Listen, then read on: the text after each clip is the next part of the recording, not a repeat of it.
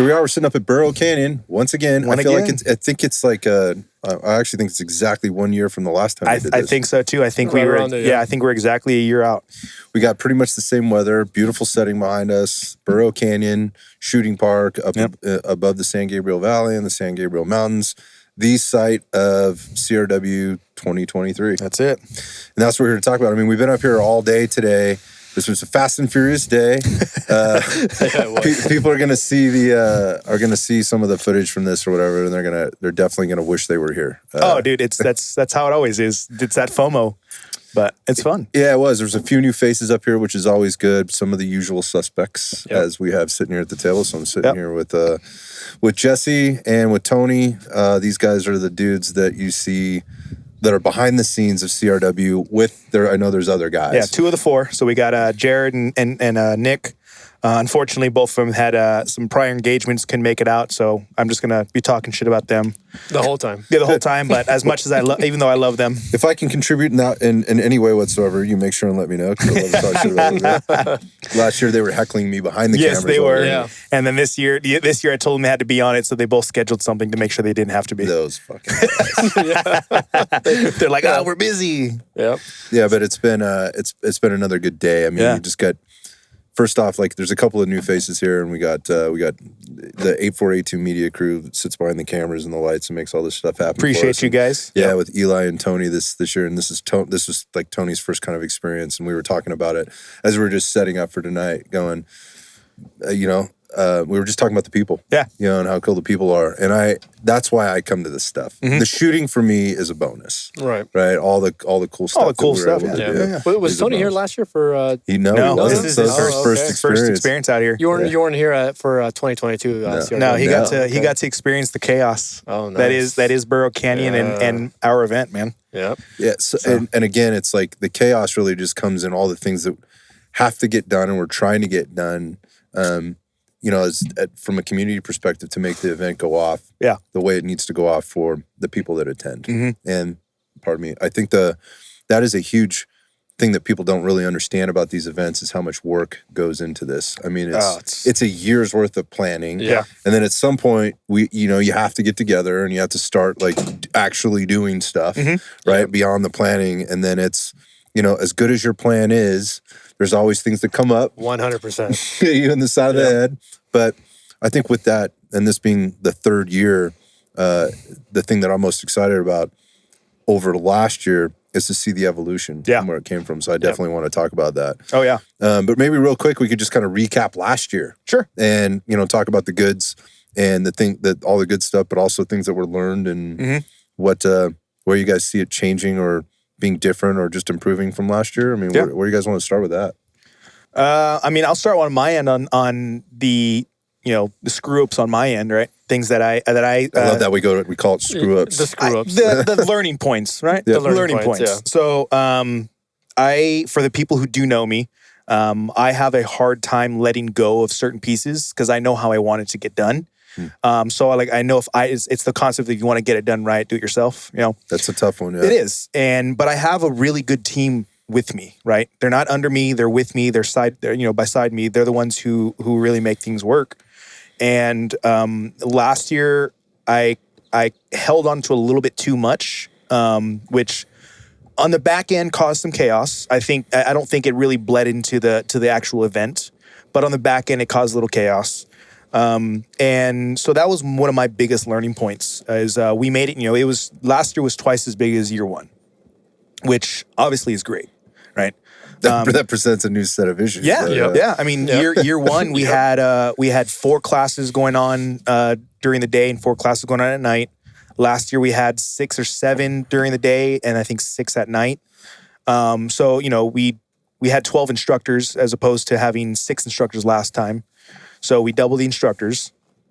We doubled the people coming here. The attendees who actually took classes wasn't necessarily doubled because we stacked the classes bigger for year one. So we brought the classes down, size a little bit more, but we spread them out to more people. So the attendees weren't much more, but we were last year we did spectators. So the spectators was a thing. So we brought that in. We were on the main side of the range where everyone can see right now. So we did that one, and so we grew exponentially, and that alone brought a lot of challenges. But even with me still doing the whole I can take care of this, I can take care of that. Don't worry about this. I'll take care of this. Right. Luckily, my guys, just saw that that I was making those little small mistakes, and they just filled in where they need to. So they did a really good job for that. And this year, my biggest thing is all right, Jesse, he's our media guy, right? Jesse takes care of media. He's squared away. He knows what he's doing. This is his profession. So I'm pulling all the way back off that, and it says, you take care of what you need to take care of. You do what you need to take care of. And anyone who's in that realm, he's in charge of them, right? Yeah, essentially we're working on the infrastructure now. Yeah. Right. So that's the biggest thing is 100%. And it's the hardest thing. It's the hardest thing. It's the hardest thing. Yeah. So Jared's doing a lot more of the coordination and getting all the people together and figuring out getting the schedules together and who's doing what, who's working where, all those kind of pieces, which is super important. Because once again, that was one of the chaoses that I had. I had guys that I brought in. They're like, "What am I supposed to do?" And I'm like, I need you over here and then do this, but I'll come back. I got to do this. And I can't do that. Right. So Jared's taking care of that, and he's already been killing it there, getting a lot of that squared away. And then Nick's sole purpose right now is being the face for the vendors. And he's doing a phenomenal job with that. He's reaching out, making the contacts, he has a really, really good personality for that. And so I really appreciate him doing that. Mind you, we're doing all this while having fucking day Still jobs. day jobs, yeah. exactly. Fucking day Yeah, jobs. Exactly. at 1,000%. Yeah, that makes it tough. Yeah, it is. I mean, it's a huge undertaking, and I think I think we've talked about this before, and I've talked about this with other people that have gone to other events or been part of things. There is no formula for this, right? There is no exact formula for this, and it every time you do it, it evolves, right? Yeah. So when you think you have certain things right, and then you recognize, oh well, this could be way better in this way, whatever the case is. The interesting thing, what I hear you saying now is now everybody understands where the strengths and weaknesses are, right? Which I have to be honest. So last year, as a spectator / participant / vendor, being involved with the beginnings of the process, and then having seen the event the first year, I didn't get any of that, right? Okay. From what you guys were suffering, on the back Internally, and, except for when I saw your faces, right? You're like, what do you need? This isn't Tony doesn't even look like Tony right now. He's riding around. You guys good? He's just making sure he's pulling all the things, and then Jesse's running around. I don't even know if I saw you more than twice the whole thing, the whole time. There's so much happening. Yeah. My point of this is you're figuring out where your strengths and weaknesses are, for within that infrastructure, and I think that a lot of people may be struggling and putting together their own events out there in whatever states they might be in or regions they're in because they haven't gone through the growing pains. And it's just part of the process. So it's really good to hear. I mean, you started with here's my screw ups, you called it. I think it's just part of the process, man. Yeah, of course. And everybody's gonna have to learn. So the event, you talked about how it kind of exponentially grew 1 year over the next. Maybe talk about this year, guys, and what are things looking like? Are we trying to bring more instructors in, or do you feel like you found the sweet spot and we just want to make that better? What's the kind of the vibe going into this year with regard to how we're handling that? Well, actually, Tony would know more about this than me because he's the one been wrangling them up. Yeah. So I've been taking care of the instructors a lot more. That's been my thing is being the relationships with the instructors and making sure that's okay, and then I have other pieces, obviously, making sure the range is good. But the talent's a big piece. Talent's huge. Yeah. Talent's huge. But so I think we found the sweet spot. We're looking about anywhere between 10 to 12 instructors. Wow. Which is a lot. Still a lot of instructors. It's a lot of moving pieces. But what we found is a lot of these guys want to teach 2 days. Hey, can we teach a night and a day class? I'm like, absolutely. So, and we'll get into who's doing what in a little bit. But we have, I think, 3 different instructors who are currently doing night and day. And we may be bringing on, there's a 4th one I'm waiting on. I'm not going to talk about it yet because I don't want to, Right. But that makes sense. But yeah, I'm really hoping. And when it does come out, it's going to get blasted. Everyone's going to see it. And when it happens, it's going to be one of those yes, this is amazing, right? So we're super excited for it. But I think our sweet spot is about 10 to 12 instructors. getting a total of about 12 to 14 classes running. So what we're doing different this year, last year, as you remember, we had the 3 bays that are right behind you, and then you had 3 more bays right up top, and we had those 6 bays for shooting. Yep. And then we had 2 bays for parking. That's what we took over for parking. And the thing we found problem is behind those bays, there's another 4 bays, 5 bays. It goes way back up into the canyon. It goes way back there. And there was people driving by, and like we had people, are you guys with CRW? It's like, no, another school, we're doing this. So we had some confusion going on there. So what we did this year is, which is the first time it's ever been done up here in any aspect, we're taking over the entire range. This is huge. Yeah. So, I mean, like this facility up here is massive. Yes. I mean, we got to give some people some perspective to this. So, I mean, it takes 15 minutes to drive from one side to the other side, and we didn't even get up into the canyon. Yeah. Right. So how many bays are we talking here? So we're taking over. There are a total of 14 bays on this property. We're taking over. Oh, there's 16 bays on this property. We're taking over 12 of them. Yeah, that's huge. We're taking over 12 of the bays. There's 4 bays on the other side of the range that it's so far away we're not worried about it. Especially with some of the construction that's going on and stuff up here. But as far as the main side's concerned, we have everything. Cool. So it's basically shut down for us, and that's a really, really big deal. Because the weekends is a big time, and you can't book a range here for if like you try to book a range right now, you maybe can find a range in December, maybe. But you may be looking into this, January, February of next year. So this is a different thing because when this thing originally started, we were coming out of COVID, right? Yes. And so like everything had been shut down. So there was a lot of availability and people were really searching for stuff because we just were restricted. We just couldn't do a lot of things. People were trying to figure out what the hell they were going to do. And you mentioned at the beginning that everybody's got day jobs, right? Like people were wondering what the hell was going on with their day jobs, at a time where they were also, trying to build community events or be part-time shooting instructors or whatever else. And now what you have is full-time shooting instructors, right, that are making a business out of this in a state, in a region that is contributing a large portion of revenue and demand for shooting instruction, for firearms instruction, equipment, gear, guns, firearms, whatever, you name it. So things have changed. Like the whole dynamic, the business has changed.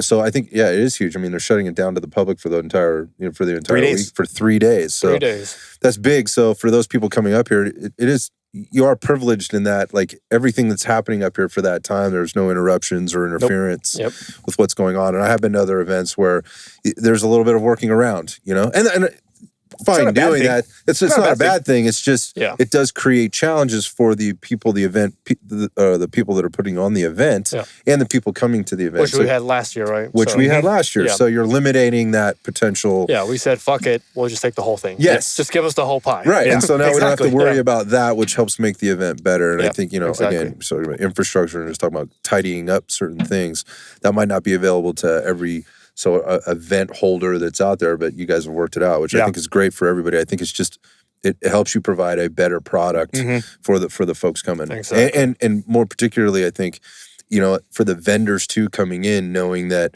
when they come to these types of things, everything is about that event, and they're not juggling other things, and that's a big thing too. Let's talk about the vendors a little bit and what's going on. My experience last year with the vendors was awesome. In terms of the participation that was here, the quality of vendors that were here, and also coming off the first year, not really knowing what to expect because you guys grew it as much as you did coming in. I think my takeaway was everybody was pleasantly surprised, and how you handled it with regard to the scheduling, and that everybody could get around and touch each vendor and really have these. I'll call it what it is. This is what it was for me. Is like meaningful conversations. Like if you want to talk to a vendor, if there is a company that's going to be at this event that you want to get with, and you want to have some undivided attention, and ask some questions about their equipment or whatever. That's what happened last year over the previous year. Yeah, and that was really valuable for me because I have to tell you, I built more relationships in 6 hours or whatever it was that we were here on Saturday last year. And I've heard that from so many people. I built more relationships in that 6 hours than the only other place that I think you have that potential is like a place like SHOT Show. Yeah, I would agree. Yeah. Yep. So let's talk about the vendors a little bit and how that's coming together and what that looks like. Like what's going on. I think it's coming together. It's a slow process. There's a lot of changes that we made this year that we want to improve from last year in terms of like being able to get vendors more content. Because there's a lot of vendors that I don't feel were serviced as much as we wanted to. Okay. And so this year we're really pushing towards giving that extra touch of service for them. So when they come out, they still get that, they get that that intimate kind of conversations with the individuals and make those connections with everyone else, but also get that content to be able to provide for them. I think to me is very important. I know it was very important to a lot of those guys that came out last year. So that's the push this year. And which is why we're having I think the first day is Industry Day, basically. Yeah, it's like a version of Industry Day. It's a version of Industry Day, so basically just for vendors, right? I think this is really important because I think if as a vendor you're going like, okay, so I understand what it means to be a vendor or sponsor or whatever at an event like this. Right. Like there's an investment I need to make. There's an investment in time, labor, some type of a fee, or whatever to participate. Exactly. And that's just how the business works, right? And vendors understand that. Yeah.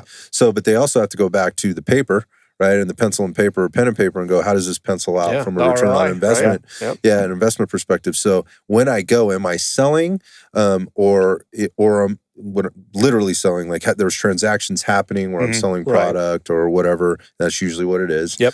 It's some type of product. Or is what I'm doing, I'm making connection and I'm putting the brand out there with the hopes of a return on investment monetarily later. And those are all questions that any vendor is going to have. Exactly. Like, what am I going to get? So I hear where you're coming from, Jesse, and it's just like, hey, we want to make sure these people feel like whatever they're here for, whether they can sell a product, because in some cases you have like, it's not a product, it's an organization. Yep. Like that's what it was for me, right? It's like, hey, I'm here to get in front of the people because they're the important people. That's who I want to talk to, right? That's what my product is about, right? Exactly. There's like the CRPA was out here, right? Or, whatever. They're not out here selling anything. They're not signing people up for memberships or even asking for donations. They're just like, hey, here's who we are, here's what we do, and this is why this event is important for us. But then you have other vendors like, that have soft goods or optics or whatever else, and they have to make a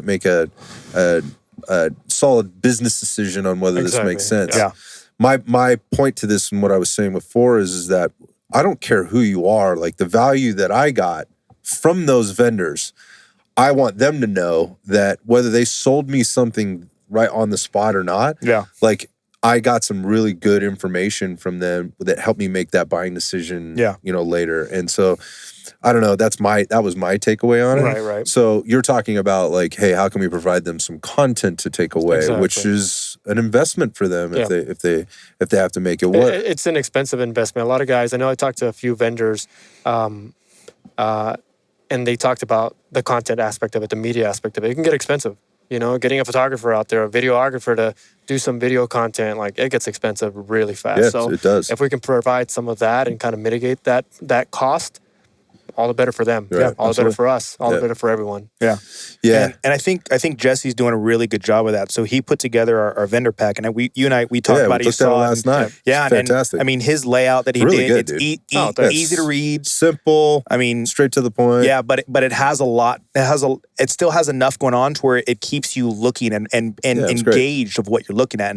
And he built these packages, and the packages he's put together. Don't do it. Don't do it. Thank you. We got the Malinois running around in the background, and she saw a fly, and it's buggy, and she's ready. She's ready to eat. Well, at least they're not wrestling. Yeah, exactly. So he's done a phenomenal job putting that together, and he's curated 3 different packages for these vendors.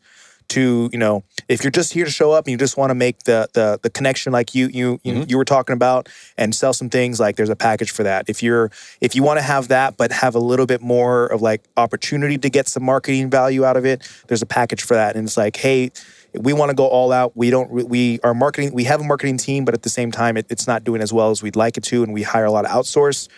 Here's your opportunity to get a 3 to 4 minute YouTube video, bunch of pictures, stuff that you can clip out of, banners and logos and all of these things and eyes focused on them during the 3 days, right? Yep. And he did a really, really good job putting those together. And I'm really, really happy. I personally, like I told him, I told the rest of the crew, I was nervous. I was really nervous because obviously in order to do those, the price point has to go up a little bit. Sure, it's labor, and that's just how it plays out. And but I think he's really done well at like not only putting together what he knows from what he working in his 9 to 5 work that he does, but he went out and took in my opinion, did the extra mile and talked to other people who are in the industry. It's like, hey, for this price point, like, what are you expecting? If I charged you this, like, and I gave you this, is that considered okay for you? And he got a lot of feedback and he put it together, and I'm really, really happy with how it came together, and we got a lot of people who were returning from last year. We are getting some new people who are reaching out and who have been hounding us. They're like, please, I know about one of those people. Please let us be a part of it. And I had a phone call with them. I hope that week. happens, man. And, dude, it looks like they're gonna be there, and they are so excited to be part of it. And I'm excited to be able to announce it, on our Instagram. He was fucking. He was stressing I'm out. jazzed about it too. I was. I definitely. We had to have like a group talk. We did. So about his without stress. letting the cat out of the bag, but this is like, again, it's California Range Weekend, and one of the things that's happening is I think we transitioned this sort of into talking about the instructors and what's happening. You've alluded to a little bit already, but that it's really it was really started to really support the firearms community here in California, gun culture here in community. And as this comes out and some of the other things that we put together today with interviewing some of the instructors and talking about that, it's being recognized, like how strong the culture is here. Yes. Also how strong the shooters are within that culture, but also how much money they spend and how hungry they are for training and how they want to be accepted by other people, and they want other instructors to come in from other states.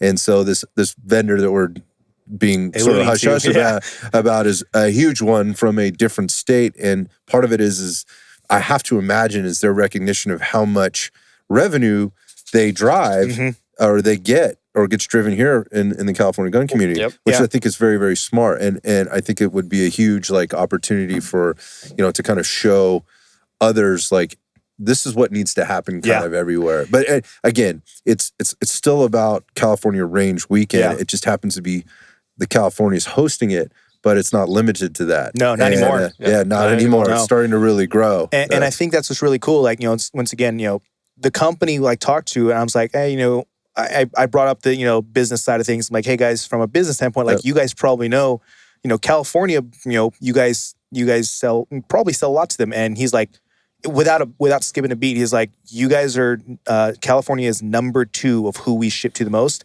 And the only reason why you're not number 1 is because of the gun laws we have. It's like, if your gun laws were open like some of the other states, it's like there's no question. There's no question you would blow every single other state away from the amount, because we have phenomenal shooters. The community here is strong, even though it's more of we talked about this fast. It's an underground community, but it's a strong community. And every instructor I've ever brought out to host, whether it's from CRW or just my own personal stuff, every single one, they can't wait to come back because they see a market. They put up a class here. I mean, Donovan from Point One Tactics, he comes out, he puts a class up here, it's sold out in 10 minutes. Yeah, listen, I mean, I've talked to some who's who in the instructor world, and nearly all of them when this conversation comes up, people don't understand how the gun community out there, but particularly the level of shooters that are out there, and how serious people take their training, and but also how welcoming it is, and that it's not weird. It's different than a lot of other places. I've had instructors talk about how how you talk to or how you deal with California from an instruction perspective is much different than how you might deal with it at Middle Tennessee, or something like that. That's culture. Yeah, of course. Right? That doesn't mean one culture is better than the other. It's just you have to handle it differently, and as a smart instructor, you're going to do that. Yeah. But it's exciting to see and hear about the prospects of other people wanting to now be involved and reaching out, right? Rather than you guys having to really drive it. It's like, no, we want to be we heard and we want to be a part of it. And I've sort of I've been sort of on the inside of that to some respect and with a little bit of it, and I'm pumped about that. Yeah. Again, because these are the types of events that put you in front of those people, and that's the important part about this, right? So let's talk about the instructors and putting them in front of different instructors. So we talked about how many bays. We talked about the fact that the whole thing's going to be, committed. The whole facility is going to be committed to this event. What do we got going on from an instructor basis?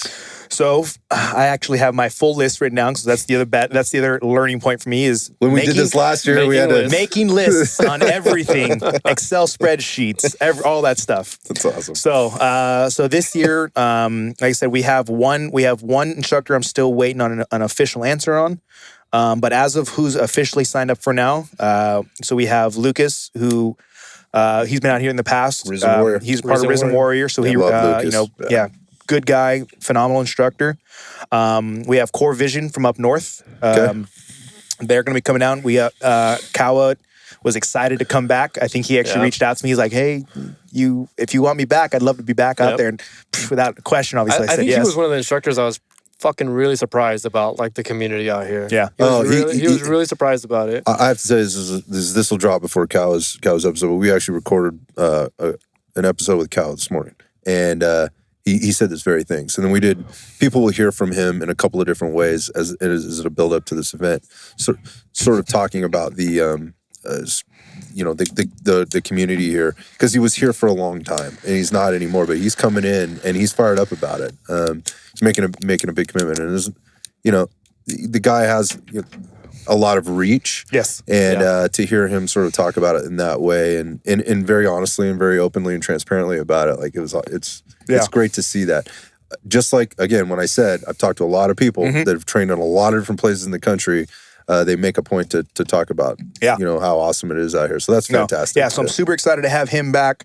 Obviously, we're having the Triple Feed guys back. Jerry Luis and B-Dub. All of them, good friends of mine. Jerry's like a brother to me. So we're all really, really close. So I'm really excited to have them back out here for the first time. He's been out here for both range days, but he's coming out here for the first time to teach, and I'm once again excited to have him out. Kyle Manzano Tactical. Kyle's coming down from NorCal. He's coming to actually teach this year. Bridging the gap from the NorCal to SoCal. So I think that's really cool. Crisis Response Group, we had him out here for the first time last year, and his class did great, and we're having him out here again, Ryan. So that's really fun. Obviously, one of the OGs, Mark Ackenbeck from First Defense. It wouldn't be California Range Weekend without Mark Ackenbeck. Gotta have him here. He's a hot commodity now, and I'm very fortunate to have the relationship and the friendship with him that he's always willing to make time. Yeah. So very happy with that. Primal Response, they're a new addition from San Diego area. Yes, San Diego area. Really, really good guys. They were actually highly recommended by Gabe Rivera, who's been out here the past 2 years. Yeah, I took class with Gabe last year. Yeah. And he Primal's super revered. He really respects those guys. He's done training with them a lot, and so I'm really excited to have them out. And then Nate from TSI Core, just like always. From the Central Valley? Yep, he's coming back out. Representing the Central Valley. So we got all pieces of California coming down here, which is really cool. And, people from across the country now as well. So we got instructors from all over. So those are who we have official. Like I said, I have one, maybe two more that is going to get brought in. To kind of like help round it out and give that big wow factor that I'm really looking for. And not to say that any of these instructors can't stand on their own. I mean, all of them are phenomenal. They all do already. They all phenomenal instructors. Yeah, right. They all have a good backing and good reputation to them. And that's really what we're looking for is like, being a community event, we want to make sure the people who come out are getting the quality that they're paying for, right? They're out here, they're spending their hard-earned money. They're taking time away from family, taking time away from friends, taking time away from whatever responsibilities they do to come out here and be a part of this. And we appreciate that so much. We want to make sure that their ROI, right, is their investment on it is going to be there. So. I think that's always a huge concern, when people are starting to look at price tags. And it's, we were talking about how maybe 3 years ago is much different than it is now. Now there's so much more on the menu. Yes, right. And so people are doing different things and they're charging different amounts. And as a consumer, that can get really confusing and even really intimidating and also really aggravating. Like, wait, this guy charges $200, this guy charges $600. Like, whatever. That's not what I want to talk about. It really, what it comes down to is the return on investment of time. So if I'm trying to choose, like, what are the best instructors for me? And we've mentioned a ton of them. Like, of course.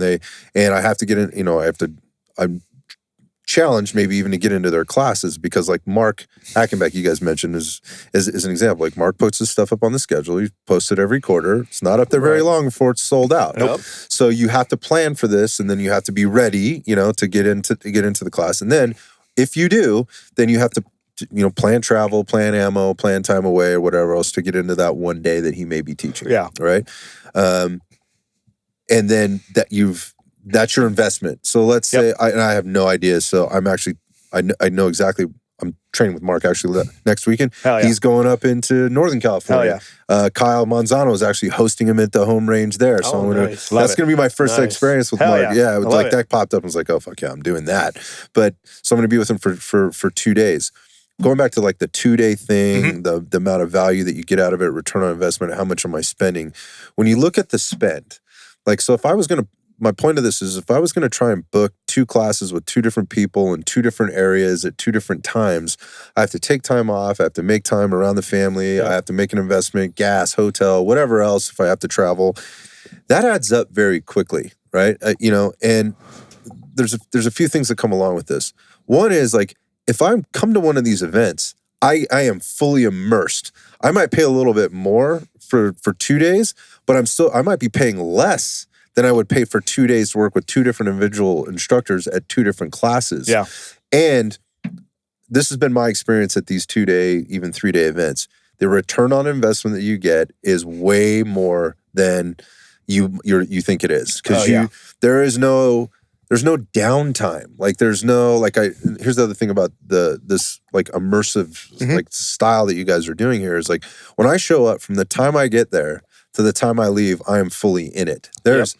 I'm having conversations. There's additional, like, value add conversations that are happening on the side.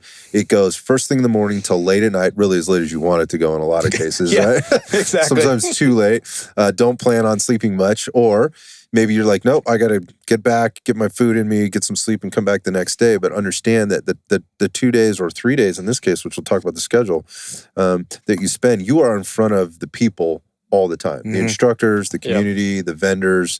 A lot of shooting happens in that amount of time, a lot of learning and relationship building. So the networking is huge. Yeah, how you value that return on investment, like, I think that's tough for people to do. They're going, like, is this really worth whatever, $400, $500, $600, right? Whoever I'm taking it from. How people make those decisions obviously is very individual. Yeah. But when you look at, what you get for what you pay in an event like this, I really think the value is well beyond the investment. Well beyond the investment. Obviously, I'm biased, but I have to be honest. I would not be sitting here at this table right now if I didn't honestly believe that. If I felt like this thing was just an overpriced, like, social media event, I wouldn't fucking come.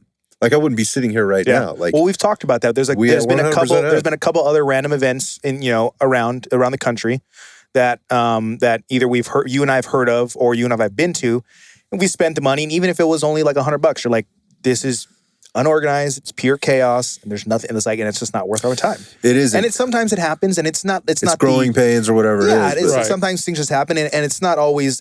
There's no malice out of it, that they're not trying to do it in that manner. Right. But sometimes it's tough, and you can't do that. And I feel like we've done a really good job at figuring out where the value is. With Jesse, and this year alone, Jesse's bringing on. I think he's currently managing a team of like 7 guys for media that we're talking about. From the media perspective, we have I think like 2 or 3 different teams that are going to be going around. Important stuff, man. And he's managing all of that, and he's taking care of. So the people who show up, there's going to be content for them to take away, right? The people who's going to be. The vendors who want to be able to have quick little interviews for stuff or pictures that they can use, that's all being taken care of, right? All the instructors are going to be able to get content that they can use to promote their schools, right? And some of these guys, honestly, some of these guys don't really need content content creator or media creator for them to promote themselves because they're big names. But it's nice that they have the opportunity to still be able to use it, and it shows that, hey, you know what, like we're part of this event. We're here to help, and it shows that, you know, they're people just like all of us, right? Because I think we all have certain people that we see like these gods. Oh, right? that is for sure. I think it's intimidating for the community to look at that and go, and that's how they're basing their value. Yeah. You know, they're going like, oh, well, that guy must be worth this much money because he is the god. Yeah. You know, whatever. And they are able, but now they're coming out and they're hanging out with us, and they're not just walking onto the range, shooting and then leaving. A lot of these guys are hanging out, running challenges, talking, and you get to build relationships with these people. And that's what's so important. It's like, and that's one of the biggest things we've really tried to make sure with the list of not only the vendors, but the instructors that we have, is you guys are here because you want to be part of the community, and you want to help grow what we have and do what we're doing. And it's been so great to see what we're putting together. And like I said, so he's putting that together. I mean, the media side of it is just going to be killer this year. I'm super excited to see what our media is going to be put together. I'm excited for, Nick's been putting together a phenomenal list of vendors that he's getting together. Jared's putting, making sure everything's going to be scheduled out, and everyone's going to know exactly where they need to be, what's going on at what time, just getting everything put together, putting together a solid team to make sure people are, that anything that's needed is going to be squared away by our guys. And I'm so excited to see how everything's done. Let's talk about like the schedule, because the schedule every year has changed a little bit. It's evolved, right? It has. And last year I was very impressed by it. I thought it worked out really, really well. And we talked last year on the podcast about the things you learned the first year, and I thought the changes that you made were awesome. The two major takeaways I took from it are one, the days felt a little bit more manageable from like a performance perspective. Yeah. So like if you're a shooter, the first year was like we were worked by the end of the day. And I've been to a couple of events where it's just like, I got nothing left. It's a lot. And when you go to these classes, like you want to make sure you have enough in the tank to absorb the water that's coming out of the fire hose, at least, most of it, in some cases, and then also have some left over to be social and do that stuff. So, and different events are set up different ways for different reasons or whatever, but I thought the adjustments that got made last year in terms of scheduling that time that allowed people to some breaks in between and that, I think, again, getting around to vendors, social time, whatever, really made a lot of sense. So this year you guys are making a few more changes to the schedule, and it's 3 days versus 2 days. So can we talk just roughly about kind of what people should expect over those 3 days? Sure. Because we talked about the instructors, a little bit, the classes will be announced and people can read the details on that. But that's part of these events. But can we talk about kind of how, if you're making the commitment, or here's why you should start planning for the time off, right? Working things out financially, working things out with the significant other at home, what's going to happen, you're going to be gone for a couple days, or bring them along, or whatever. Like, how do you sell this to them? How do you sell it to them? How do you bring it, along with it? Okay, let's talk about it. Sure. So last year what we did, it was a 2-day event, Saturday and Sunday. We started about, 10 o'clock? 9 o'clock. 9 o'clock. I think it was 9 o'clock. 9 o'clock is when we started, and we went right into we had it. The first half, or part of the day portion of the Saturday, we called it Vendor Day and Challenge. Vendor and Challenge Day. So everyone came out. They got to do challenges. Leopold put on a challenge with Chosen. That was awesome. By the way. I mean, Nate was doing some challenge work. LSRC was doing like a spotting challenge. You basically kind of working on observations like that. They put up like binos and stuff, and you had to find certain things and mark stuff. Kind of doing like a recon type of mentality. There was all kinds of stuff. There was all sorts of random stuff. Mark was running some stuff. I think CRG was also running. It was more than a stop the bleed. Yeah. I think they actually ran a lab. They ran a whole thing. They ran a whole thing like a little. It was open to everybody. Yes, it was. Yeah. So they were doing a lot of that kind of stuff. And this year, we decided, the one thing I did find was, it was a phenomenal day regardless, right? It was a great day, but I started kind of like, being here, already thinking about next year. I'm in the middle of current CRW, but I'm already thinking of, okay, what are we seeing here? How can we make better for next year? And one of the things I saw was from 9 o'clock to maybe 1 or 2, pure chaos. everyone's bouncing around, everyone's talking, everyone's doing this, doing that, and having a phenomenal time. It was rad. And then the last piece of it, had a great time. It slowed down a little bit, and like there were vendors were still having people talk to them, but then they started going to other booths and talking, and because it slowed down. And so I figured, okay, then we run to the night shoot, and it was still a long day. Like it was a long day, but it was a lot more manageable than year one. That's the right word. It was manageable. Yes, it was a lot more manageable. Before, it was rough. So, but what I saw was, once again, all right, well, we have some downtime here, and so if we have downtime, why don't we try and push things up?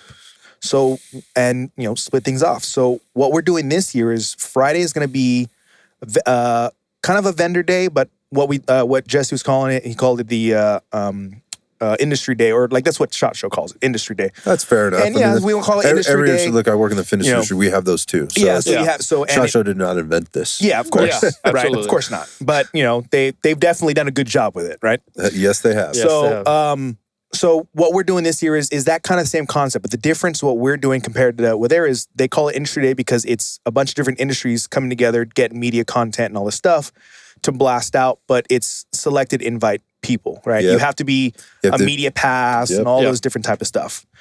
We're opening it obviously to the attendees and spectators, to people to buy tickets coming. So now these companies are getting feedback directly from the end user who's buying the product, who's actually kind of pushing the market.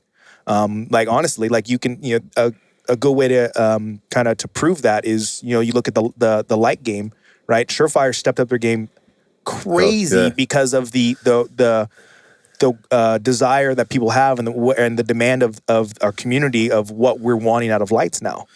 Oh man, that whole light thing's gotten crazy nuts in the last couple of years. Oh, yeah. I can keep up with it. Yeah. But because of that, and then a lot of that is customer and user driven. So we're having the opportunity where all these companies will come out, they'll set up, their plate carriers, their optics, their belts, their holsters, all these different things, and people get to be hands-on and try them all and touch them and actually do stuff. So important because if you try and buy a full loadout, plate carrier, belt, magazines, holster, all the whole nine, you're spending $1,000, $2,000, a ton of money. You're also often dependent on whatever you saw somebody do online with it, right? Their opinion. And hope it works for you. And hope it works for you. You're taking somebody else's opinions and you're creating a spreadsheet or whatever with a bunch of the tickles like, does this fulfill this need for me? Versus that show and tell piece is super important. Yeah. Like I'm a very hands-on type of person. Yeah. And so going to that Leopold booth and that we had last year here and going through that, I was like, oh, this makes sense, and something that I thought was really a really cool feature might not be as cool. Or you see something that's like that doesn't seem like that big a deal, and then you get your hands on it, you get to play with it. Like, that makes sense. I think consumers really appreciate that, and they don't have that opportunity when they go to their local shop because they just don't have the variety of things, or they don't have the knowledge behind the counter to really help them with it, or they're not confident in the knowledge, or they just don't carry it. Or exactly, it's just not available to them. So that type of stuff is super important. Yeah. And for people that have maybe been in the industry for a long time, been to things like SHOT Shows and things like that, they're like, yeah, we get it. Like it's the same stuff every year. They just make a little tweak. They put this knob here instead of there, whatever else. And sometimes that's true. Yeah, but for the consumer who's driving that revenue, not the huge military contracts or whatever else, that's a whole different thing. This shit's important, for people to be able to come out and do that. Going back to the value that I think a sponsor gets out of this. They have a real opportunity, right, to really showcase their product to an end user. And get proper feedback. And get good feedback, 100%. So I love that. I'm really excited for that piece. So that's going to be, and we're starting that in the afternoon, 1 o'clock. We haven't hammered the exact time yet, but I want to get that down and just have that chaos that we had on Saturday, have that chaos happen for about 4 hours or so during that Friday. So we have the chaos. It's short, it's sweet. It's enough time to be able for everyone to still see and do what they need to do, right? But it's not overwhelming. And then another thing we're adding on this year, part of that same night, we're planning on doing a social night. I love it. Which I think is something that people really wanted to do last year at the end of Saturday. Like everyone talked about it. Just late, dark, and tired. Yeah, it's you're beat. You're exhausted. So with this one, you have a little bit of time. You get to check some stuff out. Like you're going to a trade, going to any kind of the gun shows, whatever. You get to do that kind of concept here, but hands-on, actually, run it. And then we're going to go into the social night. And the social night's open to not just attendees. It's open to anyone. It's going to be a separate purchase piece. And the reason why I wanted to do it that way is what I'm kind of seeing is I get a lot of people going, hey, I can't make the 2 days, or I can't afford to do this. Mm-hmm. Is there any way that you have the spectator tickets like we did last year? Because we want to be part of the community. So that was a huge value add. Yeah. So now we have a social piece where everyone gets to show up. They all get to have these communications with vendors who show up, and they have the one-on-one. Get to have a beer with them. Get to have some food. Yeah, they're not with at their booth. No, they're working, but they're not working. And so they get to be a regular person, and they get to enjoy it. And everyone gets to enjoy that aspect and that camaraderie that comes out of what we've designed. Like, you go to anyone who's been to SHOT Show knows that at the end of the thing, where does everyone go? Circle bar. Yeah. Circle bar is where it's at, right? But it's that same. You get that same camaraderie out of that, and that's where the relationships are built. And I think so. I'm really excited to be able to do that piece this year. And then we're gonna roll into Saturday. Will be like the official start of CRW. Obviously, it started already, but. What we have, the official start will happen on that Saturday, and that's going to start about the same 1 o'clock, where it's going to be pure chaos of challenges, and then people get to just like stop off at the booth, everything that they got to test out and try. Now they get to say, hey, so that optic that I got to shoot, can we go ahead and put an order in for one of those? I need one. Right. Or, hey, you have one in stock right now. I'm ready to buy it, right? So people get to go home and figure out what they, bring the cash or bring the cards, all that kind of fun thing. So they have that piece of it. Yeah, that's important too, is like people being caught off guard with, oh shit, that's a really good deal, and I didn't really come prepared I wasn't prepared. So now they have the opportunity to be a little more prepared. Yeah, that was me the very first year. Mm-hmm. I was like, oh, I didn't see that coming. Yeah. So we're really excited for that. And then it runs into the same as we're used how last year was. Nighttime shoot, end of the night, everyone goes home, and then the next day we do the day shoot. Right. Starting about 9 o'clock. Right. So the new piece is a social night, the Friday piece, and then splitting the Saturday vendor challenge day into kind of 2 days where it's a little bit more relaxed, and people have opportunity to not only try stuff, but have more conversations. And technically they're going to have more time. They're going to have more time to be able to spend because they get, Friday into Friday night and then all day Saturday, or most of Saturday kind of thing. So there's going to be a lot more available to them. There's going to be a lot more time where there's a lot more, the vendors just get more exposure, right? Mm-hmm. And that's the most important thing to me, because as much as like it's good to have the attendees to come out and shoot and do the stuff, it's like they can do that anywhere. But what they don't get is the face-to-face, the extra touches with the vendors that they may love, right? There's a lot of people, like when it comes to outside the waistband holsters, all I run is Safariland, right? And I know a lot of people are that way. Yeah. But not everyone gets to have like the face-to-face communication with Safariland. Right. So now they get to have that.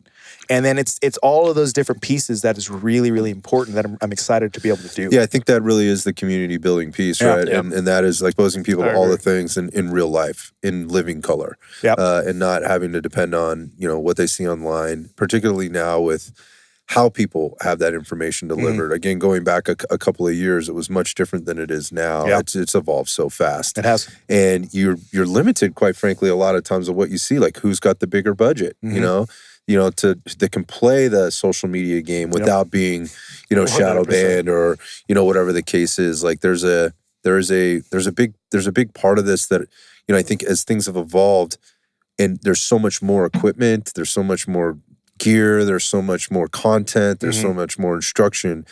In a way, I don't even want to say it's overwhelming. It's actually become limited to some extent because there are people that have really good things to offer out there, but their voice isn't being heard because they're behind some wall, that they can't get through. Control. Or they just don't have the finance to work in that same arena or whatever. So it gives people, smaller businesses, particularly those that are more of the homegrown businesses, homegrown shops, whatever else, to come into a situation and again really make contact with the real people. But I think more importantly than that, it's like all the other real people that come to this thing that look around and go, I'm not a fucking weirdo, man. Like everybody out here is like just like me. Like we might have different thoughts about things, I don't know, politics, religion, whatever else, but none of that shit matters. Like at the end of the day, like we're all here because we're trying to get better and we're trying to evolve, or we're a little curious and we weren't really sure. And red-blooded Americans just want to be able to do what the rights that we were given, be able to actually push those. And there's not a lot. So if you just took the 2A part out of it, Sure. I mean, let's just talk. If this had nothing to do with firearms, right? We take that out of it. There are not a lot of things that are available to people now to even do that in general. I mean, think about this. Like, I mean, particularly in California, like, and I'll just speak to this. So, like, youth sports, like for parents and kids, that was a huge thing, right? Yeah. That shit got crushed during COVID. Like leagues, organizations, they just went away, right? So people just got a little bit more isolated. At work, right? People used to go and show up to offices, right? And be, they had some level of community, or they had some friends there. At least they felt connection to something maybe, or somebody, or they had an opportunity to do it because they were in front of people. Yeah. They stopped going to work, right? They're working from home. They're looking at it through a screen. All of their shopping went to online, all of their opinions are being fed to them, and all this stuff. So there's not a lot of things in general in society that you can go and have this kind of an opportunity just to go hang out with people that might be like-minded, right? Nowadays, I think people are like, really, I don't want to talk to anybody. Like, I just don't want to go out into that social event because it's you feel me? I feel it's like I don't even want to go, man. I don't want to have that conversation. Yeah. Like I don't even want to go into that environment because I know where that conversation is going to go every time. This is what I'm talking about. Yeah. Like people can come here and they can have the conversations that they want to have. And yes, a lot of it is firearms related or equipment related, but generally speaking, people are very like-minded. Yeah. And so it's very welcoming. And I don't want to say this is the proper word because it's like safe, but it's also like you can lower your anxiety levels, coming in. Like you don't have to be so well, everyone's on guard. What are you getting at, dude? Everyone's on guard at some level. And, it's like, we've talked about this, on previous podcasts and just, behind doors and closed doors and everything. Like the amount of people that you end up, you join in a community and then you want to do like this or do that. And then you end up doing, but you're still really weary, right? You're still a little weary. So you don't always open up completely. Yeah. What can I say? Yeah. What can I say? What shouldn't I say? Yeah. It's very fucking confusing now. But when you show up to this event and you show up at the end, it's like, there wasn't a single time I walked around and I saw anyone with a scowl on their face. No. Everyone was having... There's no need for that. The shields are down. Everyone was just like super open about everything. Everyone was having a good time. There was laughter the whole time. I mean, there was times I heard more laughter than gunfire.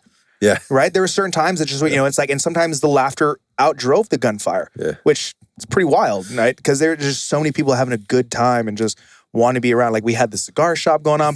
People were just on the lounge, like people were just lounging around, smoking stokes, and it was great. It was awesome. Yep. And then we had, you had your booth going on right next to the triple feed guys, and there was just, people just having a good time. And it was like everywhere you went, everyone was just smiling. I think the only person who probably wasn't smiling was me because I was stressed. Yeah. Like, I want to make sure everything. I want to go on record and say I didn't see a smile on Tony's face the whole week. I want to make sure everyone else is having a good time. Like I'll have a good time on Monday when everyone goes home and everyone's like, this event was phenomenal. And that's when my smile, and then I'm smiling for the next, 3 months because I'm like, man, that was so good. And then January hits and like, all right, back to being serious. We gotta get on to the next the next season for us. So, but that's kind of where and it's so cool to see everyone's just relaxed and everyone doesn't have to worry. And there's no drama. There's no tension. None, man. And it makes it all, like all the stress that it puts on all of us.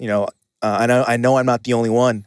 You're the only one. Oh, is it? Okay, cool. I'm the only one. I'm the only one. Jesse's like, well, fuck, dude, I'm fine. He's like, we'll make this work. Right? It'll be all right. I'm a little tired, but I'm fine. I'm stressed. Yeah, exactly. I'm absolutely stressed. Yeah. But I also put on a lot to my. I think maybe that's why. I get it because you care. Of course, you fucking care. But I think that's what makes the event successful at the same time, right? We all do care. Yeah, we all do care about it. Like, we make that very apparent that we care a lot.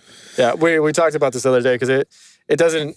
There's no like hierarchy within the team. Mm-hmm. Right? There's 4 of us, and obviously there's other people we're working with, but even between the 4 of us, like we're all just kind of collaborating and fucking really giving our opinion. And when we feel like one is kind of out of line, I've been called out. Yeah, 100%. I'll flat out say I've been called out because sometimes I come down a little hard because like I do care so much, but they're like, hey, dude, fucking relax. Yeah, just chill. You understand? You understand? We're all friends. I'm like, yeah, I know we're friends. I'm like, am I not coming off as friends? Like, no, you're coming off as an asshole right now. I'm like, that's fair. That's fair. You know, like, it is fair. And I think it actually happens quite a bit, particularly when you're looking at things online and through social media and whatever, people to formulate their opinions or, you know, it's not a good medium to get to know people. It just isn't. Like, can you? Yes. You have to work really hard at it. Very hard. And part of that working hard at it is only giving a little at a time to kind of see what you're getting back and kind of test the waters and things like that. And I think that's that is another important thing with the community, you know, aspect is just bringing people together so that they can accelerate that process. And not have to worry about it. And they can make their decisions right there on the spot. Like, does that mean everybody comes in here and it's all hugs and kisses and whatever else? No, it doesn't mean that at all. Like, you're like, I don't have to love everybody. No. But at the same time, like, nobody here is again with the God complex or whatever else. And if you come like that, you're getting called out immediately. Whether you're an instructor, whether you're part of the event staff, or whether you're a participant, which I've never seen. If that's happening on the back end, then I actually find that to be very appropriate. But outside of that, I've never seen that. Well, it's funny because we actually had. So you're speaking of that, like we actually had a couple guys who came in from out of state, you know, from very free states. And they came in with a little bit of complex to them. And the very first, you know, challenges they do, these guys got humbled. They got smoked and they were humbled. And from that moment on, they're just like, dude, teach me, let me know what you know. and that was once again a really cool thing to see, right? You had some guys who walked in with a little bit of ego because they're like, there's no way that you guys do more than what we do. Like we have way more available to us. It's like, yeah, you may have available, but you know, California is different. We train. We put in time. And these guys saw that and they go, oh crap, California's not something to mess with. And it's that their opinion on who we are as a community changed, I mean, in seconds. Yeah, let's make no mistake about it. That is important to me. Yeah. You know, personally, as being a huge advocate of the community here, just in general. But it's important for me that we have wacky gun laws here. Yeah, of course. You are right. I get how you may feel if you're living somewhere else. So I'm just gonna get up on the soapbox here for a second. Do it. But I get that you look at this and go, that is just fucked out there, and I could just not live in that. That's not America and whatever else. And you know what? Part of that statement is probably right. We will stand by that. But at the same time, we live here, right? This is our home. These are our families. This is our territory too. We're part of the bigger whole. You might not want to be part of that, but we don't see it that way. No. We're not sitting in California. Well, we're just California, and you know, like we're never going to go to your state because it's freer in these senses or whatever else. Like we want that same freedom, but at the same time, you know, we're not sitting behind it, complaining about it, and finding excuses to not train or to not do certain things. Or we're doing maybe more with less. So getting that message out and sending people back to wherever they're coming from, or whatever with that message. Again, going back to the instructors that I mentioned at the beginning, I think is an important aspect of this event to send the message to the rest of the two-way community out there that, look, yes, it's weird. And by the way, you can sit and try to ostracize us as much as you would like. But as we're seeing, eventually this stuff reaches your state in one way or another. Now, that doesn't mean it's going to become law there or whatever else, like the same stuff that we have. But a lot of it's being initiated here, and you could probably learn some things, right? Yeah. If you paid attention to it, rather than, oh, those guys are just wacky out there and it's crazy. So that is an important message that I do think it's sent from here. And going back to everybody is friendly, it is very welcoming. There's a vast array. California is known for its quote unquote, I hesitate with this word, quote unquote diversity, but the group of people here is very, very eclectic. Yeah. And that's what does make it special. And I think you can make a lot of connections that way. So from people that are outside the state, that are looking to, where are the range events in my state, or what does CRW offer that may be a little bit different? I think it offers this dynamic of this community that feels like we know we're behind the line. That gives us something very important and near and dear to us, that we are sort of in this together, in a sense where we have to stick together and we have to train, and we are very, very aware of the way people look at us from the outside. And that brings a certain amount of, I think there's a certain amount of responsibility that we, as a California that we take on, you know, to put that message out, like in whatever platform you happen to be doing it. I have a podcast. That's where I try to do it. Right. You guys have an event, and you guys have companies that you work with and work for that, or that have yourselves that to try to put that message out. So I think that is an important message that should be coming out of this. Yeah. I don't know that we really talked about that in the past with regard to CRW, but in the conversations I've had with other instructors around the country and whatever else, it's getting out. Yeah. Like it's being recognized, and I think it's being honored. So I think that's a big piece of this. Well, and like last year, what was so cool is like last year we became an international event. That's right. Last year we had a guy come out from Germany. That's right. I remember. And he was blown away. I mean, Germany is very strict. People don't know Germany is very, very strict with their laws. That you're not allowed to put a light on your gun. You're not allowed to put an optic on your gun. Had no idea. Yeah. Unless you have a certain, like you're like military. An SOT or yeah, something, you have it. Well, no, like maybe that, like you're like military or like you're a special forces police officer. Oh, interesting. Like that's when you're allowed to do that. Because the guy who came out, he was police officer out there, and he was breaking down some of the laws. I'm like, that's really wild with it, and just like the way they do it. But he came out and. We've talked about this last year, and I think you and we've talked about it where like you and I were lifetime friends now, right? Yep, I call you randomly, you call me randomly just to say what's up. But now I have that with him too. Like him and I reach out and we just talk to each other randomly, like, hey, what's going on? How's life? What's going on? How's the family? And he's just having the best time. And it was really cool to that we can reach out to that in such a wide range now. The message that gets sent when you go to other places and you go to these other regions where they have these events, they draw from a much larger area, quite frankly. Like what I've seen is like they draw from different states. Yeah. And it's not the same. It doesn't feel quite the same. There are a lot of like one-off people that are coming from wherever, and they're walking into this event. They're literally coming from hundreds of miles away. And they're on their own. Yep. So they're walking in like, I don't know anybody. Like, I don't know what to expect here. Versus here, when you come here, everybody knows somebody. And California's massive. Like we were just talking about, like Northern California, Central California, Southern California. When you say Southern California, people think Los Angeles, and people don't understand. There's another 200 miles south. Yeah, and they also don't understand how big the county of Los Angeles is. It's fucking massive. It's bigger than some states, right? Probably. Yeah, we had vendors come from Northern California that were like surprised at the community down here in Southern California. Yeah, I remember that. Yeah. And vice versa. So like, and that's what I think what you're seeing is you know, the bridging of the gaps between the regions or whatever. But I guess my point to this is that community building and sort of talking to the person that's not ever done one of these before, right? And is maybe curious about it, but it's like, I'm not sure I'm a good enough shooter, or like, I don't want to go and look dumb. Like, do I have maybe there are training on their own, and they have some place to go do it, whether it's a range or public land or they're a private property or whatever. And like, I don't know if it's for me. I don't know if I'll fit in. Yeah. I don't know. Like, I don't want to show up and not have the right equipment and feel stupid, you know, or any of these things. Like, how do we talk to those people and get them here? How do we break that barrier down? Because I believe there's a large part of the population is just a little afraid to come be social, right, and jump into one of these classes or courses with these folks because they think they're not good enough. They think they need to be better at something. And certainly, I think you have to have some level of proficiency in certain things. But at the same time, like, it would really upset me if I talk to somebody and go, yeah, I've seen you guys, and you know what, you guys are just it's just way higher level than me. And that's why I don't come to the thing. Yeah. I mean, there is something to be said for, you're going to find a very high level shooters here. Absolutely. That's just part of what these events draw, because they want to come be challenged and see their buddies and be challenged next to them on the line or whatever.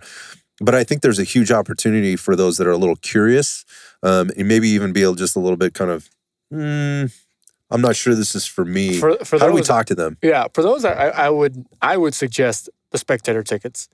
Come out here. If you haven't been to some sort of class or event like this, get a spectator ticket, man. Come check it out. Come kind of immerse yourself in with the vendors, you know, talk to people. You'll see very quickly how it's very inviting. And every person you meet is willing to help. And I haven't met one person that's like a fucking complete dick. Yeah, either. Right? But those people who do it, then those people do exist. But those people are usually gone pretty quick. I'll tell you, like I went to SHOT Show and I met plenty of those people there. Yeah, they exist. There was way more of the other kind, but I'm telling you, like that does exist. Yeah, absolutely. So that's a legit concern. Yeah, that is. But I think SHOT Show, I felt like it's gotten so big that it becomes like the social media. 1,000%. It's not a comparison. No, but I'm just saying, different. like I've been to events where I'm like, dude, like how are you even in business anymore? Like, if you're treating people like this. Yeah, the way you treat people. But at the same time, like it's not a comparison comparing this to SHOT Show. It's not even close to the same type of a thing. But yeah, like knowing that we can say it, knowing when you come here, we know that when you come here, you're not going to be treated like that. But if you're unsure, that's a great suggestion. Yep. The spectator ticket is a great way to not overcommit to anything and get out too far outside your comfort zone. I think this year we have it planned to where we'll have the instructors out with their own booth as well, so they can talk to you. You can talk about what your loadout is, right? You can get some ideas or opinions or suggestions from them about what to work on. They're always super helpful. So I think that's very important. So if you're really on the wall and you don't really know about taking these classes, get a spectator ticket, come out here, check it out for yourself. Yeah. And then next year, or maybe even one of the instructors that are close by, you'll be able to sign up for one of their classes if they're available. I think that's always great. I think what's really the what we have here, and I'm not saying other range days don't have this, because I'm for one, you'll almost never hear me talk bad about other people. It's not my thing. But one of the things that I think we really do well here is we have such a wide range of people. We had women out here last year that were absolutely killing it. Putting in absolute work. We have guys who are, military and law enforcement, but we also have, like if you look at them, a great example is Jake. He does training with Monsanto. Oh, right. Jake the Hunter, right? Yeah. You look at him, he's a goofy looking guy. Oh, dude, and he is. But I'll say it right now. Jake is goofy in the best kind of way. In the best way possible. Yeah. And by the way, and it's none of that mean is by right. In a mean way. He is a shooter. Oh my God, the guy can shoot. It's like it really goes to show. It's like he doesn't have any. He's basically a ranch hand kind of guy, right? That's exactly. He grew up on a ranch. That's what he does. That's what. But at the same time, he's technically pretty far removed from what our communities do as far as who the people think of as far as the 2A community, right? He's pretty far removed from that. Unless you're in USPSA. Sure. But at the same time, like he came in and he fit right in the fold with everybody, right? Yeah. You have all walks of life coming out here of all sizes, everything, and people just everyone's out here wanting to see, hey, like, what do you let's see if you can compete with me on a friendly aspect. And then, like, if you don't beat me, it's like, hey, dude, that was awesome. That was a great run. Do it again. I would do this one little thing, tweak this, or the instructor come out, tweak this little thing, and then they blow their old time away. They do better, do whatever, and it's like, and then like everyone's like, God! Everybody's cheering, and everyone's like just losing their mind for that one person, and it's like because everyone wants to see everyone succeed, and I think that's something that we really have out here that I don't see a lot in a lot of other communities. I think that, and maybe it's just we're just special in this particular spot. Maybe people, but it's I think if you want to take that leap, like feel confident that you come out here, like you will be welcomed with open arms. Yeah, I think there's other pieces to this too, and that is. And you've already said it. Like you get to have these conversations with people, right. And then you were talking about you're building relationships, and now you can reach out to these people at any given time. You can do that now, and I think a lot of people hesitate. Like it's funny. I have a cousin who lives just up the road. He's just in Ventura County up the road. Yeah, and he reached out to me. He's sort of new to the community, and when I say that, he's now starting to exercise his Second Amendment rights because he recognizes there's a need for doing this. And he right. understands his gaps and his capability, and he's really working hard to get there. And so he's trying to pick up information. He calls me or he texts me or whatever. And he's taken a couple of classes, and he goes to the range and he practices on a regular basis. But the one thing he said to me, this really hit me hard. And that was, he reached out to a guy who's a huge, let's just say huge influencer in the community, and he's not here in California. He's outside of here.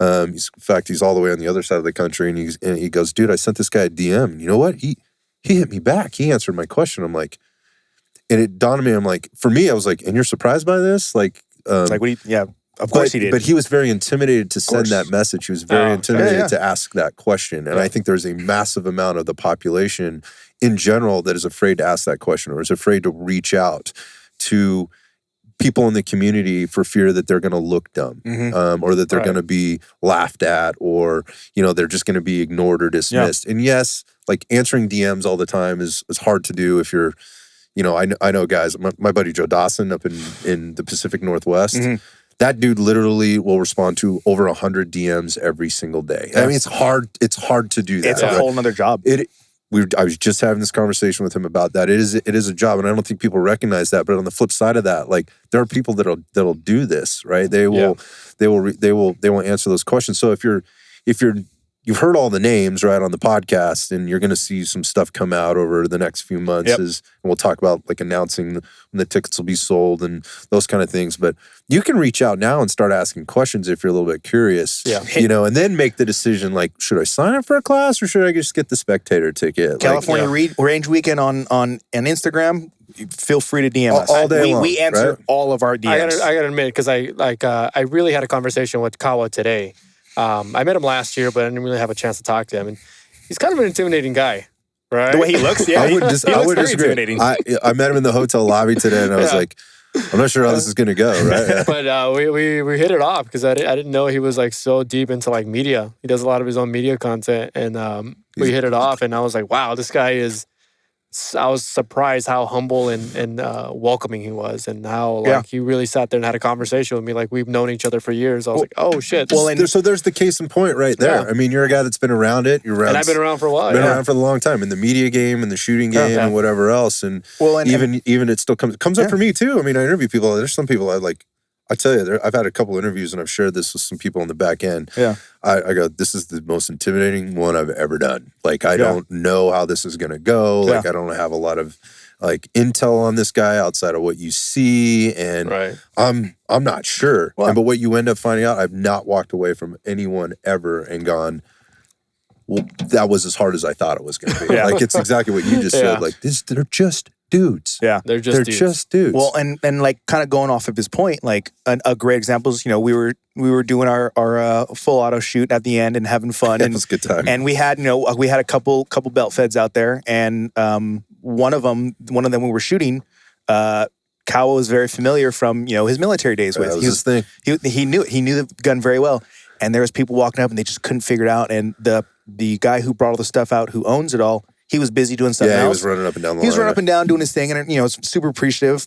And what does Kawa do? He steps in. He's like, yeah, let me fix this for you. And he took time out of his own day instead of watching back and going, what an idiot. Like, could have easily just not done a single thing. He stepped in, set it up, kind of explained it to him. Hey, this is things to be worried about, this and that, blah, blah, blah. These are things, you know, be aware of. This is what to fix. And walked, he's never talked to these people. Right. All these people have ever seen him is online. And by the way, they might not even know who he is. They may not even know who he is. Yeah. They may know who he is, but but I know most of them did. But there were a couple people who didn't. But once again, he walks right up.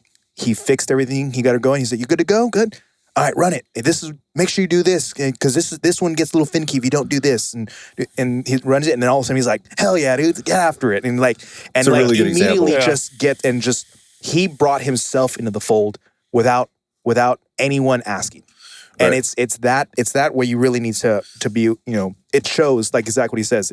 He's a normal guy that's willing to put his time out there, you know, whatever that means, to make you feel comfortable and confident in what you're doing. And that's so important. I think that the main takeaway for anybody that's listening to this, that's, you know, again, been a little unsure, and that is, and here's another example of this, is I brought in some of my crew last year to help man the booth and just be part of the process. And all but one of them was not part of the shooting community at all until like I started making them become like, hey, I need some help at the booth. Can you come? And they're like, oh, I don't know, man. Like, what is that even going to be? Like, and like we did a podcast actually after the event, sort of like a review of our experience as a team down here.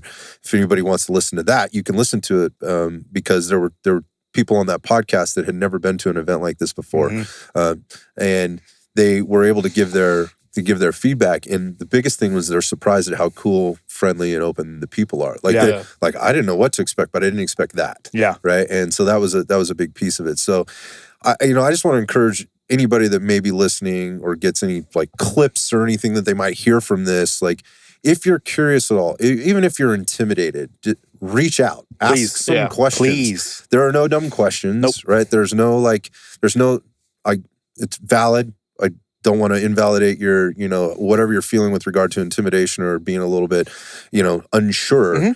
But the only way to get sure is to ask. Yep. And the only way to really know is to fucking show up. Like when you come, and again, I think you're going to have a really good experience. I think this goes for most events. Yes. Right. Yeah, and because most of the people doing most general. Exactly. Life in general, most people at most events want their thing to be this way. It doesn't always end up that way for everybody. It's impossible to make all the people happy all the time. But at the same time, like, take responsibility. If this is important for you, if you think this is something that you want to delve into, or you're maybe a little unsure, you're on the edge, you should ask the questions. So let's talk about like kind of next steps with like the event and how people would get registered for this and what they should expect. Because what you'll see here is a lot of repeat offenders. Yes. Right? Like people want to come back. They come back every year. Our DMs are blowing up asking the same question. And how do I get into this guy's class? Like, I don't want to miss out on this opportunity. When are tickets going on sale? So where can I buy the tickets? When is this going on? Like, we need to know, like, they want details. And I just keep saying, patience, it's coming, I promise. We'll let you guys know. Just keep following us. Thank you for being part of our community. Don't stress about it. Tony's already fucking stressed. I'm already stressed. Don't stress me out more, man. Well, I think that's important for people to know too, is like these things take time, right? And so it's not necessarily that you're withholding. No, right? No. It's like, hey, I don't want to give you information that isn't concrete yet, right? We want to make sure all of our ducks are in a row. Because that just creates more problems, right? And or disappointment for the end user, right? So, and that's the last thing we want. Right. So it's like a calculated approach to like, hey, this is 100%. Happening. We're not going to put ticket sales up until we're sure it's ready. But you guys have now had enough time at this, like you have a plan and whatever. So as people are kind of expecting to, like, should I plan for this event or should I not? How much is this going to cost me? All that stuff. When should they expect to find out about this?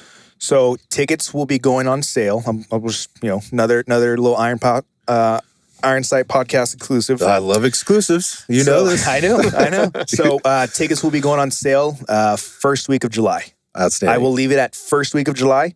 So keep an eye out. Just like last year for all of the alumni, people coming back. We love you guys being here. We want you guys back again. You guys all those people will have a pre-sale going on for those people. First dibs. Love it. We want to make sure that they know how much we appreciate them.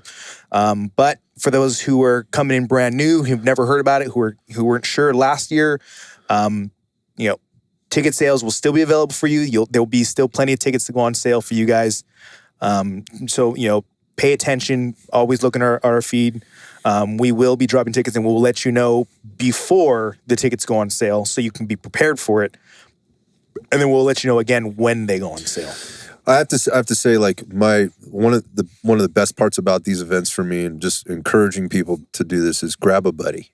Absolutely, like, grab a buddy. Please bring a buddy. Bring a bunch of buddies. Like, I would not.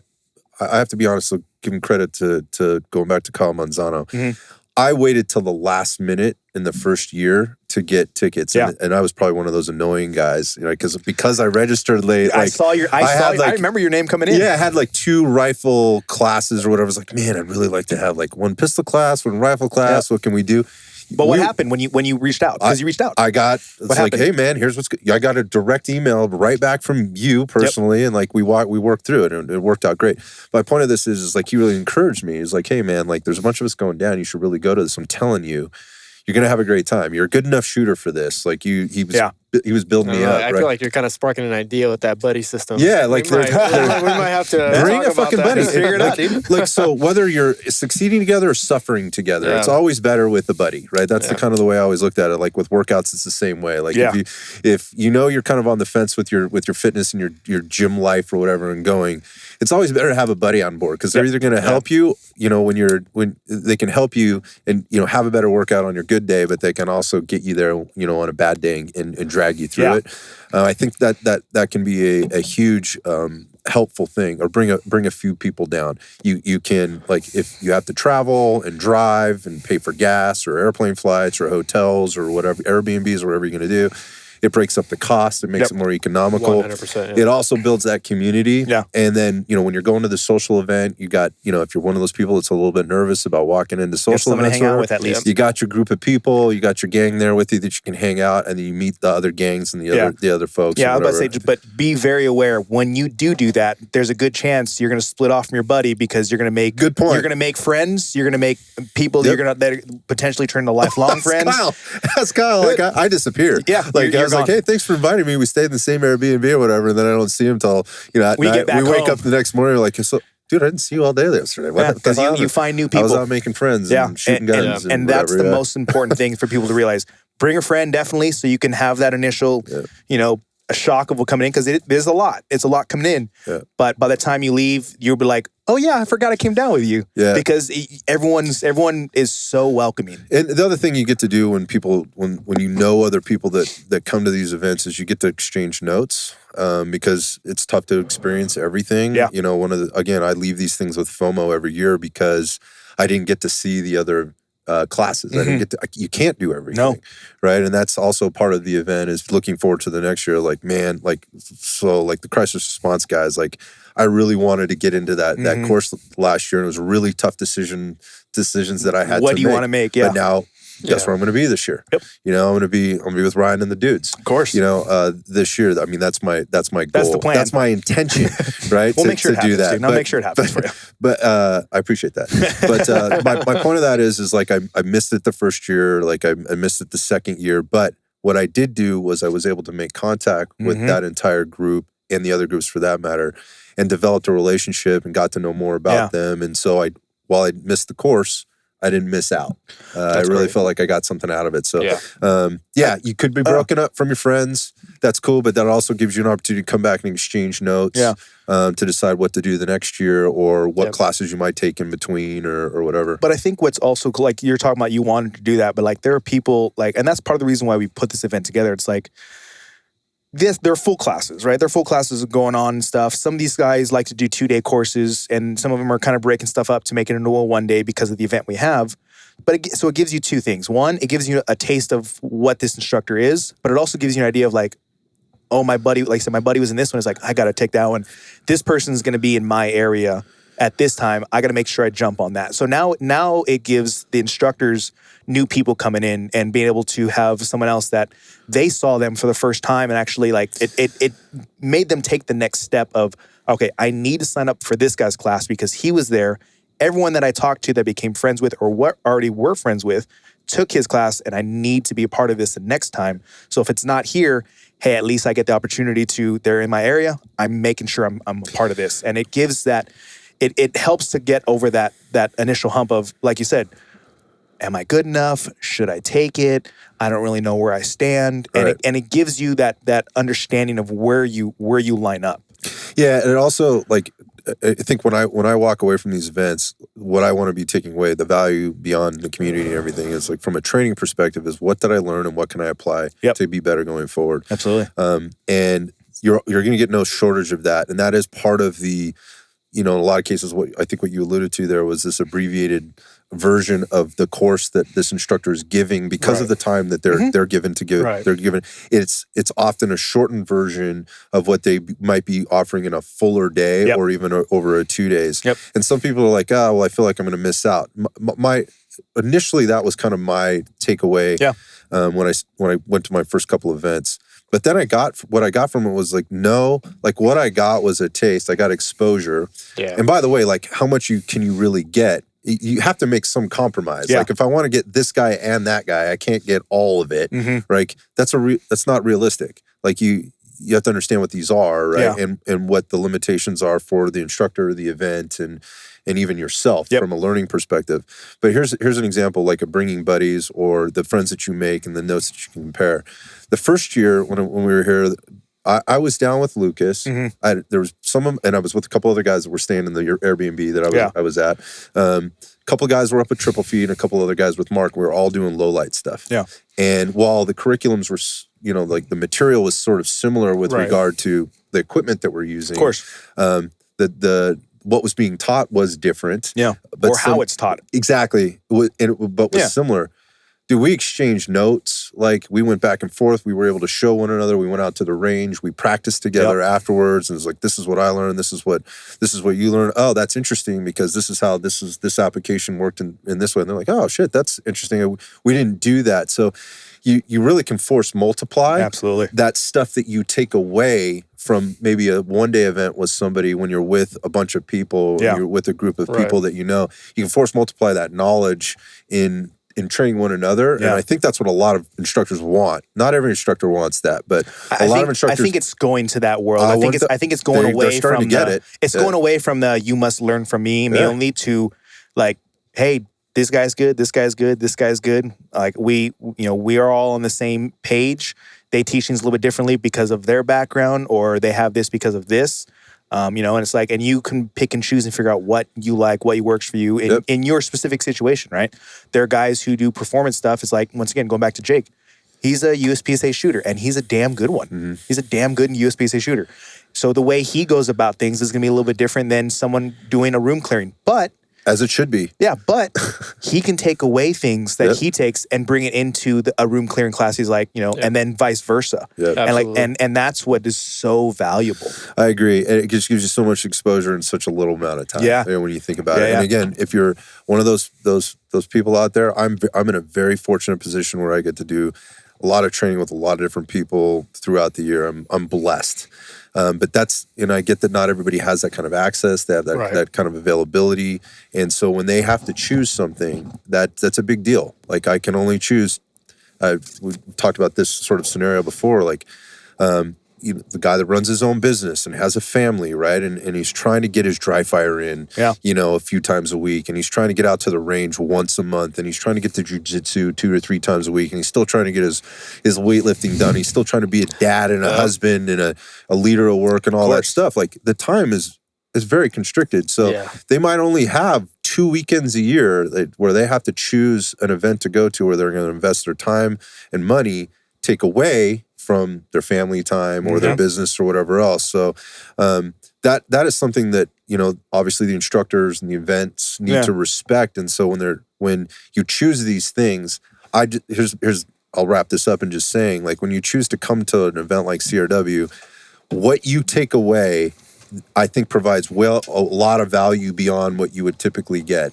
in a lot of other things. That's not to take away from, I've been to some fucking outstanding, 2-day courses with some people. But if you don't have that luxury and you're really trying to get a taste and soak in as much as you can in the time that you invest, this is a fantastic way to do that. So, you mentioned like keep an eye on the Instagram because that's where really the announcements come. I know there's a huge email list. So there is an email list. You guys will be sending those out. So if you're not on the list, get on the list. Just jump on to axiomtg.com. You can sign up, subscribe on there. It's my website. That's where we host CRW. Page and everything like that, so you guys can get to there. And all the links are easy to follow, right? You get on the Instagram, whether you're at Axiom or you get on CRW, you can find out all the information. Share it with your friends. Please. There's all the instructors will be continuing to share. You're going to see some media or whatever. Take advantage of that. Yes. That's the best way to find out about it, Absolutely. Right? And then the classes will drop. We talked somewhere in the first week of schedule, July. First week of July, so be on the lookout for that. Get signed up, be organized, right? Yep. Think again, you won't really know the curriculums until, because when those classes go up, you'll know the class titles. Yeah, they'll see the class titles, and they'll have a description of what's being taught and all that stuff. And if you've never done one of these, the way this works is we should talk about this. We were talking about trying to bring new people in. Mm-hmm. The way this works is you pick your classes, right? You choose your choices. Yeah, right? you were going to give I think 3 choices. What we're talking about. You'll get some options. Yeah. Right. So you get some options. Yeah. So this is what I would like to take on this day, or this is an instructor I'd like to take. Obviously, you can't you may not get everything you want, but you're going to get close to it. And at the end of the day, you're going to learn something. You're going to pull something away from it, and it's going to be worth your time, no matter who you. Because we all of us, we put in a lot of work on who we want to come out here, and we make sure we put a lot of effort into making sure that the people who come out have the same desire that we have for this event, and have the same willingness to put in the time and effort into their students. Well, this is my push to get signed up early, right? Yes. Get on the immediately. You have to. Don't do what I did the first year and then have to try to negotiate and whatever. I felt really bad about doing that. It worked out great for me, but I don't like being that guy. So if you don't like being that for everyone, and it's this you were one of the guys that just got lucky to be able to ask that question, because we didn't know each other. No, and as soon as I got here on that first day, it came up, and I thanked you for dealing with my bullshit. But the